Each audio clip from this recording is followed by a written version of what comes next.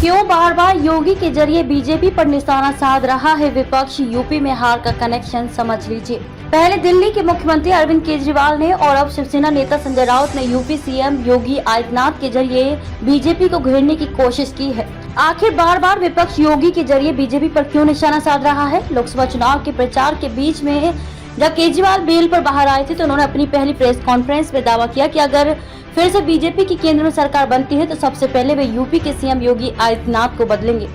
इस बयान को लेकर काफी हलचल भी रही और काफी चर्चा भी। अब जब महाराष्ट्र में बीजेपी के खराब परफॉर्मेंस के बाद उप मुख्यमंत्री देवेंद्र फडणवीस ने हार की जिम्मेदारी लेते हुए इस्तीफे की पेशकश की तो संजय राउत ने इसे योगी से जोड़कर देखा। आदित्यनाथ पर दबाव बनाने की कोशिश। राउत ने कहा कि देवेंद्र फडणवीस के बहाने योगी आदित्यनाथ पर दबाव बनाने की कोशिश की जा रही है। बार बार विपक्ष योगी का नाम लेता है तो इसके पीछे वजह भी है।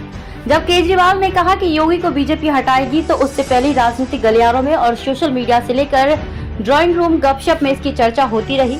ये चर्चा यूपी के कुछ बड़े नेताओं के अलग अलग बयान के बाद शुरू हुई। ये भी चर्चा होती रही कि चुनाव के बाद योगी को बदला जाएगा और चुनाव से पहले भी योगी और बीजेपी के दिल्ली नेताओं के बीच सब कुछ ठीक न होने की खबरें आती रही। यूपी में हार की जिम्मेदारी किसकी? ये चर्चा बार बार इसलिए जोर पकड़ रही है क्योंकि बीजेपी में मोदी के बाद कौन, इसे लेकर कयासबाजी भी और जोर आजमाइश भी दोनों चल रही है।